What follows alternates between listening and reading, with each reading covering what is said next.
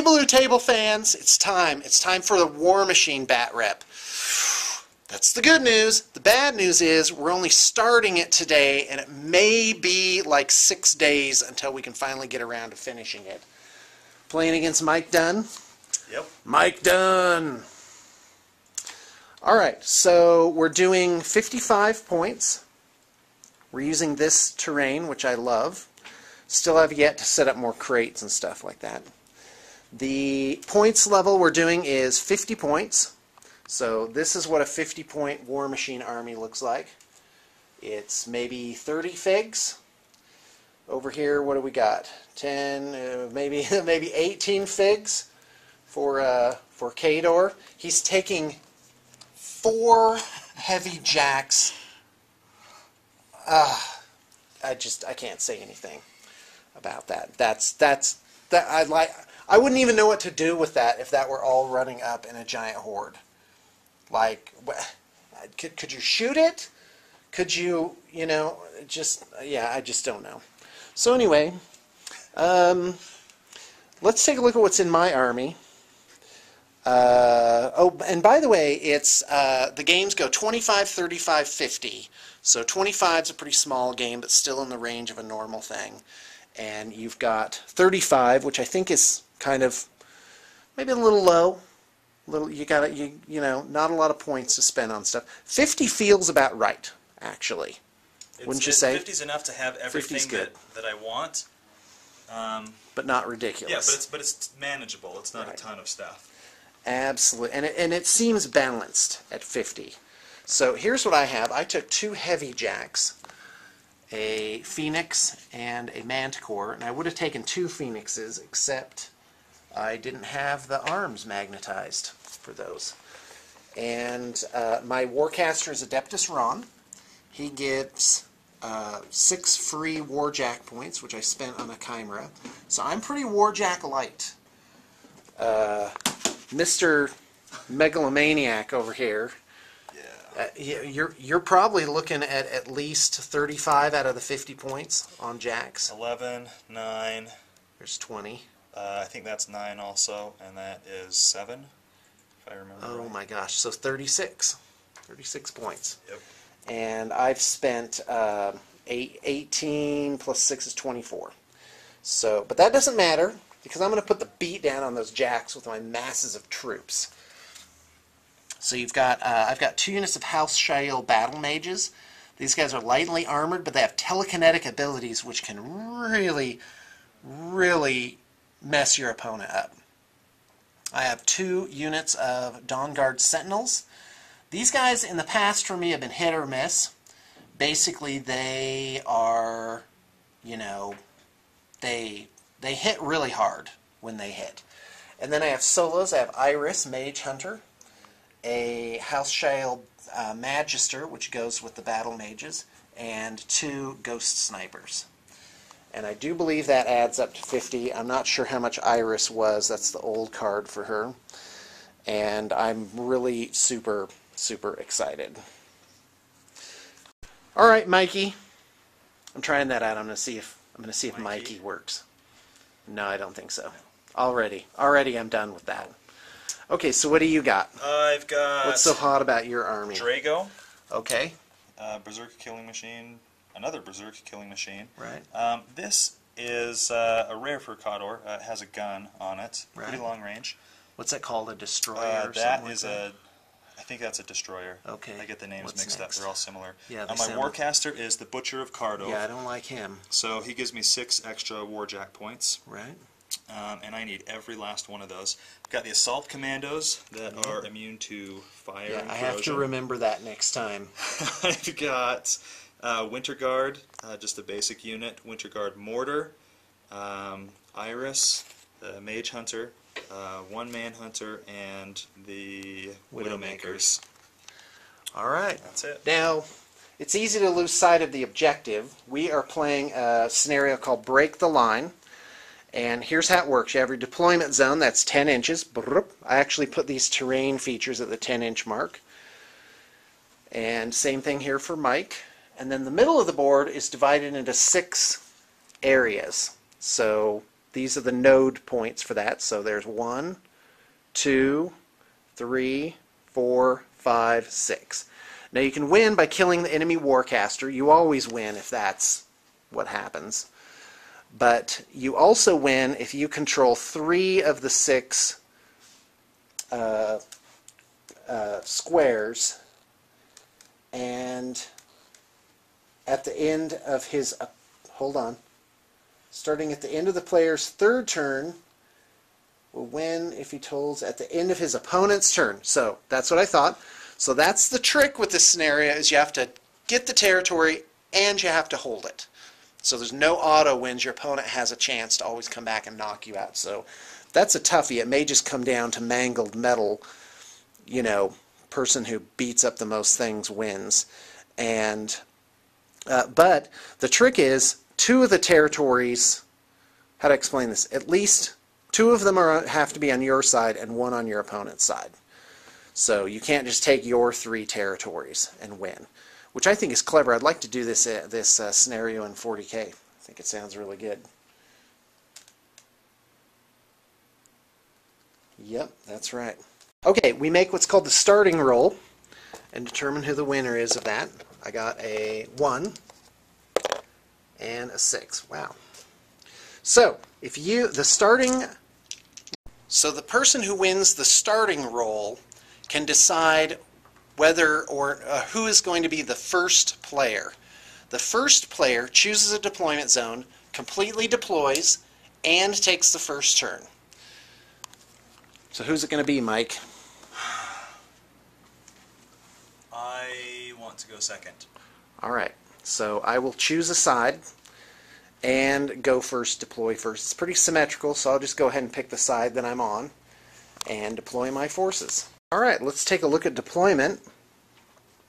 On the Retribution side, you've got Ron with the 2 heavy warjacks and an arcanist here. The Chimera, light warjack, unit of invictors, those are heavy swordsmen. 2 units of battle mages, another unit of invictors on this side, and 2 ghost snipers. Let's take a look at Khador. Got my line infantry units set up down here. The Widowmakers have advanced deployment. They can deploy a little bit further up, so they're in cover there. And you do that when you deploy. Yep. I've got other solos sprinkled around with advanced deployment. I don't like her. There's the 4 heavy jacks in the middle on the ramp. I gotta tell you, I don't even know how to deal with that. I don't even know where to start. And the mortar It's is crazy. them. It's just crazy. Well, there you go. I guess we'll find out. What? Me looking at my Nothing. things? Just got some commentary. Okay, go ahead. Sean doesn't know this, but I have one of my manhunters here in the corner. Oh, that's brutal. Mike doesn't know this, but I called the parking garage owner to have his car towed. Okay, go ahead. Are you ready? Yeah. Okay. Do you have focus out? Yep, Oh, I do. he sure does. Look at this. So his Warcaster has 6 focus. Yep, so I have 6 how does tokens. it work? Focus is a mechanic that gauges how much magical ability your Warcasters have. So I have 6 focus that I can allocate to either my Warjacks. Right. When do or you do this? You do this at the very beginning of your turn. That's one of the Right. first things that you do. You allocate focus to your jacks. Also, you can use it to keep spells going that you cast the previous turn. Called upkeep. Upkeep spells. You can hold on to some of the focus to cast more spells later Make on more in the turn. attacks. You can use it to make more attacks for your Warcaster. You also can use it, you can leave focus on your Warcaster and it increases his armor value by however many focus you left on it. Right. Okay, so with a collective groan, we're going to mothball this game. We got to move on to the other 10 things we have to do tonight. So You War Machine fans, you will not be left out in the cold. We are doing a lot of stuff with War Machine just next week. Alright, top of the first. Yeah, I decided just to play a turn. Top of the first, this is Retribution turn 1. First is maintenance phase, so you remove all focus points from your models. None of my models have them on them yet. Control phase is Adeptus Ron gets 8 focus, because that's how many focus he has. The next step is to allocate focus to Warjacks in his control radius. And that's just basically a circle around your Warcaster. My Jacks are all easily within the radius. So I'm going to assign 1 focus to each of them. So that's what it looks after allocating focus to Warjacks. Next, I upkeep spells. Well, I don't have any upkeep spells to do, so he just keeps his 5 focus. Now it's on to my activation phase, and this is where the majority of your stuff happens. So I pick a unit, and then I activate it. Alright, the first model I'm going to activate is the Phoenix. Its move is 6. In order to run, a Warjack needs to spend a focus point. So I'll spend a focus, and I'll move not 6 inches, but up to 12 inches. So that gets the Phoenix right up here. Next, I'm going to activate the Manticore. Same thing. Run them up 12 inches. Next, I'll activate the Arcanist. That's this card here. His speed is 6. So he's going to go ahead and just run on up. Keep him in base to base and kind of out of sight of the Widowmakers. The Widowmakers could just snipe him otherwise. Next, I'll activate Adeptus Ron. He's going to, since he's a Warcaster, he can just run just because he feels like it. So I'm going to go ahead and zip him on up like this. Let's maybe keep him back just a tad. And let's cast spells. You can do this in any order that you like. So what he's going to do is on his spell list he has Polarity Shield, which is cost 2, range 6 inches. Target friendly unit cannot be targeted by a charge made from its front arc. So I'm going to go ahead and spend 2 for that, and 2 to do it again. And I'm going to put a Polarity Shield marker on both of my Jacks.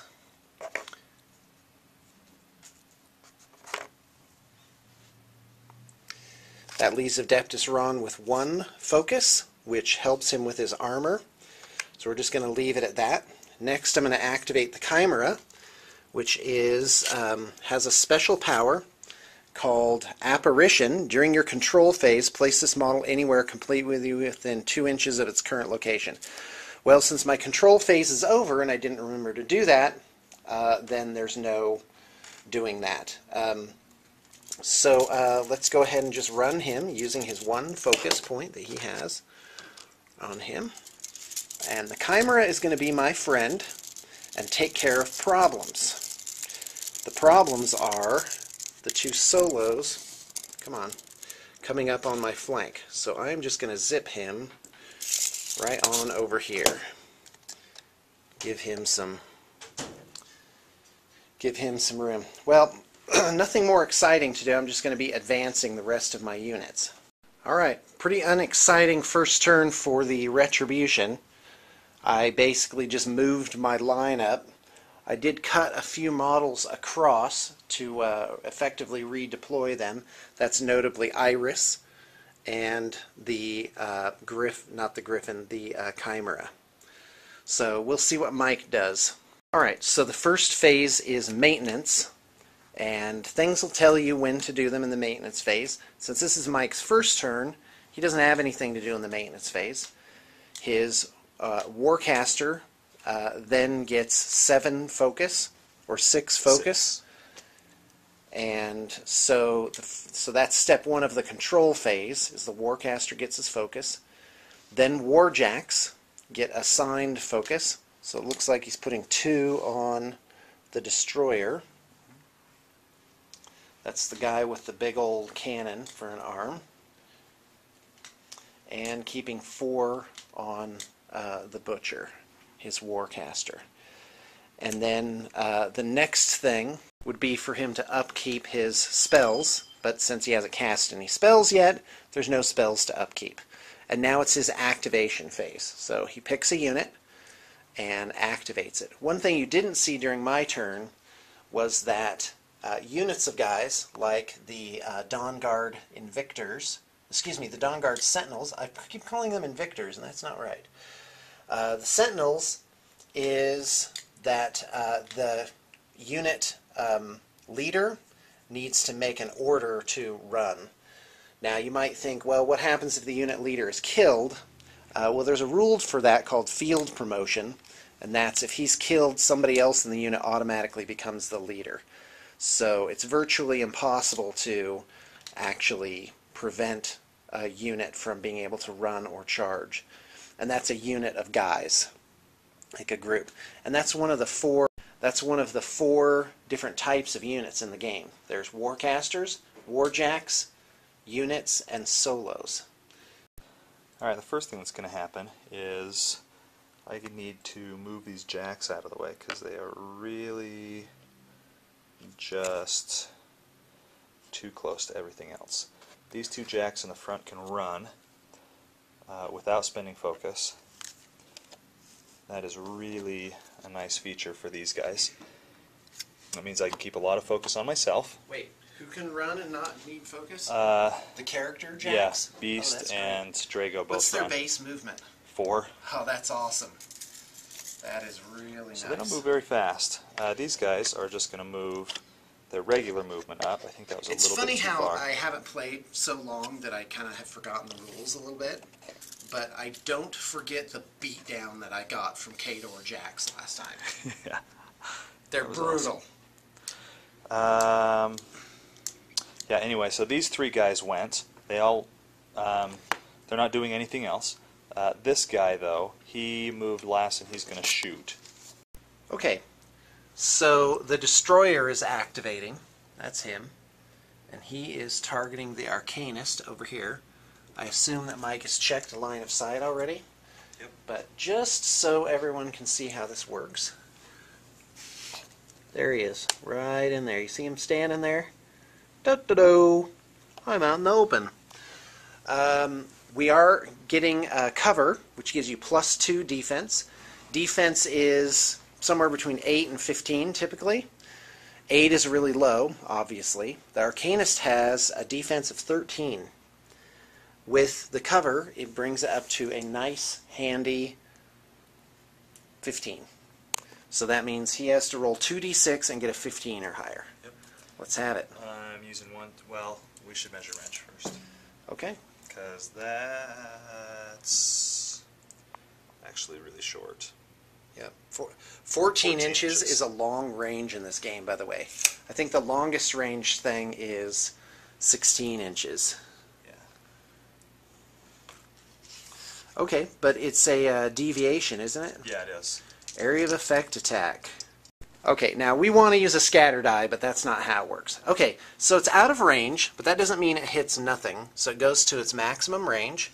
Target. And then we roll 1d6 plus... Okay, so we roll 1d6 to determine the direction. That's a 2, so it's going to go this way. And then we roll a d6 for... and it goes 1 inch. So that still might hit something.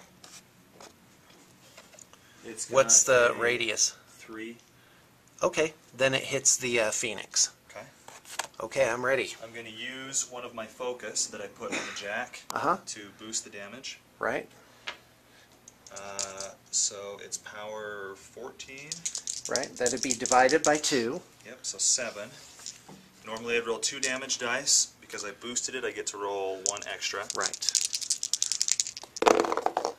Oh, awesome. Wow. Are you kidding me? Really awesome. 15 plus 7 is 22.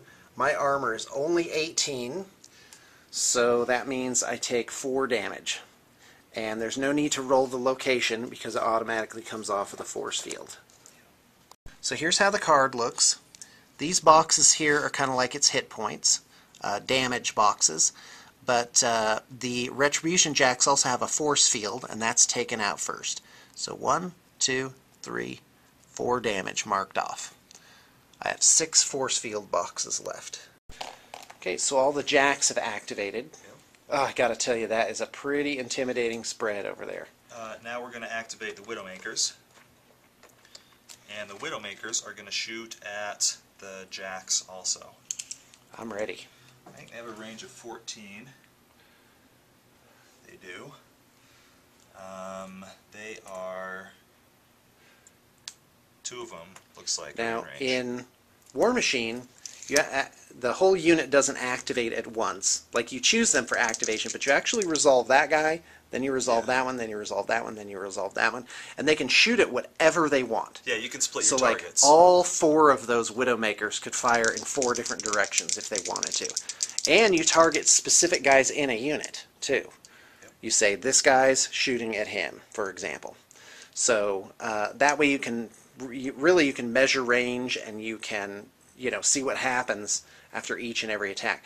But it's also why it takes longer, and I guess why it takes fewer models to actually play a game, because you're not rolling, you know, en masse. Okay, so the Manticore's defense right here is 12, so he needs a 12 or higher on the dice. 7. But yeah, but he gets to add, so he needs a 5. So there's a miss from 1. And how about the next one?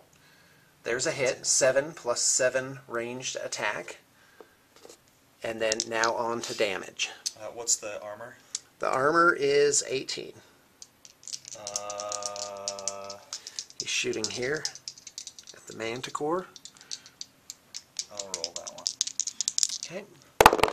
Because the Widowmakers have an option to automatically do 1 point of damage. Yep. That gets through armor no matter how thick. Yeah. Okay, so what is that? Their 9 power is plus what? 10. Oh, okay, so that was 1 point of damage. 9 plus 10 is 19, minus 18 armor is 1. Okay, so we have to roll the location. Oh, yeah. It goes to the shield. Oh, that's right. I'm sorry.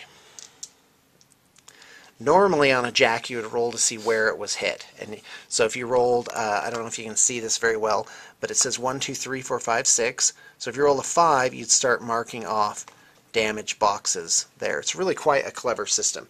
And you do get disabled certain areas. So a jack is a pretty complicated creature in the game. It can have its left arm, right arm, cortex, all taken out, even its legs.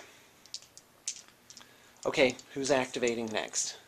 Next is going to be Iris. I don't like that. She's moving this way. Oh, she has advanced deployment? Yeah. Why didn't my Iris use advanced deployment of her She's own? going to move a little bit further up. Okay. And Now, where did she start? behind that crates. Can you remeasure that? Because that may be a little further than 7 inches. And I think it kind of sort of matters in this case. I think it actually is just a Okay, little further. not much, but there it is. Uh-oh, because if you get hit by her, it's a bad thing if you're a warcaster. You got to take care of Iris. Yeah. Her range is 12. Okay? So she's This is shooting where what? It gets a little sticky because I'm not sure on the ranges. Alright, the rules for cover read as follows. It has to be physically solid enough to block an attack. Examples are stone walls, giant boulders, and buildings. A model within 1 inches of a covering terrain feature that obscures any portion of its base from an attacker gains +4 defense against ranged and magic attack rolls. No cover versus spray attacks. So we'd come down to Iris's viewpoint here. And the Manticore would get no cover. The Phoenix would get cover. Adeptus Ron would also get cover from the edge of the platform there. Adeptus Ron is right there. And so away she goes. 12-inch range. Who are you shooting at, stud? I'm shooting at the Arcanist. Wow, you got it out for there. I don't think you can see him at all, man. He's completely I can choose covered. the Phantom Seeker bolt that Oh, ignores okay. line of sight, concealment, and cover. Oh, wow. That's brutal. All right, Iris has got to go down. Okay, I'm ready. Her ranged attack is Wow, 9. he's got it out for the Arcanist. I'm ready. Okay, range is 12 on Okay, this. my and defense that's is... going to be real sketchy. That's Well, it's not just a little sketchy. bit It's out of range. Yeah. So, whiff. So nothing. Oh, that's too bad. You should have gone for the sure thing. Yeah. You should have shot... Well, he was definitely out of range. That's so... And I'm going to remember that. I'm going to remember that this is 12 inches. Because I'm going to run my iris up right here and plaster that iris. That's my new goal in life, is kill Iris. You can't do that. I can't? Iris has stealth. Oh, so that's you can't right. Shoot at her unless Ah! inches. Oh, this is going to be brutal. What the heck? All right, the rest of my turn. Can't, and not charged either, if I'm right. But you can, in this game, you don't have to charge to get into close combat. You can just walk up to somebody and pound them in the face. So that is a real toughie. That's a real toughie. My mortar just moved up, Okay? and the butcher is going to use his activation to cast. Well, he's going to move up a little bit, Okay. and then he's going to cast full throttle. Oh, I don't like the sound of that. Full throttle costs 3, and it's the reason I took 4 heavy warjacks. Okay. Warjacks in this model's battle group beginning their activations in the control area can run, charge, make slam, or trample power attacks without spending focus that activation. Okay. So this sets him up for the next turn. They also get boosted attack rolls. All right. And Wow, then that is spectacular. How much does that one cost? 3. That is a good price. 3, Usually spells are between 1 and 4. 4 being the most powerful of them. Look at this Manhunter, thinking he's all sneaky. Ooh, the Manhunter. Yeah, Almost he's forgot gonna about get... him. Oh! Oh! Why did I have to open my big mouth? The Manhunter is going to move this way. Well, he's got this thing in the way. 2, 4. That is going to be a toughie. Now the advantage to me, though, is that his jacks are really slow. And a charge is only your base move, which in his case would be 4 inches, plus a 3-inch charge bonus. So his jacks are really, really, really still out of charge range. That's my turn. All right. All right, Blue Table fans, that's all we got for the War Machine Battle Report. It kills me. I tried so hard to fit this in before Valhalla was upon us, but there's a mountain of work to be done in the next 36 hours to get prepared. Did I say 36 hours? No, it's tomorrow. So in the next 12 hours. It's been 36 hours that we've been working on it. For example, here's the giant stacks of armies that I'm bringing up for it. All of these bins are full of miniatures. And, oh yeah, it's going to be great. Tons and tons of footage. Mike's going to be there. We got like 4 local people coming up, and guests coming from all around the country. It's really pretty exciting, by train and plane. So until next time.